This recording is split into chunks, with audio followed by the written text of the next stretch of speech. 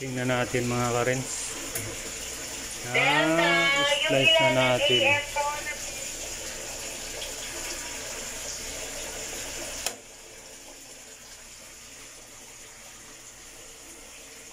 Lagay natin sa manual muna. Start.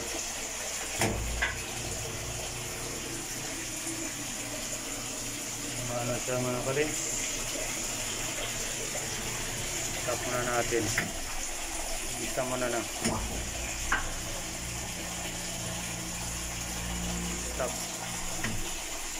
Lagay na natin sa automatic.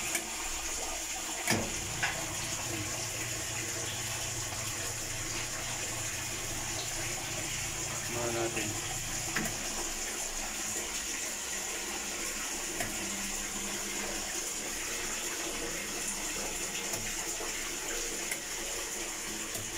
Hindi siya gumana mga karins dahil bumaba na yung ating float switch. Ang bilis bumaba ng tubig.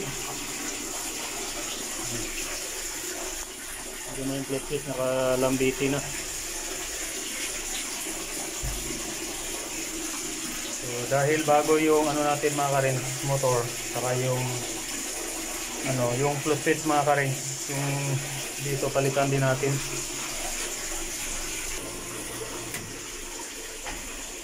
Manual siya mga karins, gagana yan.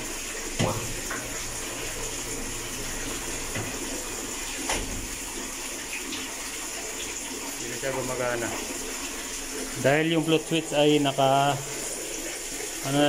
deactivate, yung naka na siya, normally open. So hindi siya nagkontak, kaya kahit anong pindot natin dito, naka manual yan, kahit pindutin natin yung start, ayaw dito. Ayaw din. Start ayaw. Dahil yung float switch naka na, normally open. So ang gawin naman natin ito mga karins, magpalit naman tayo ng float switch.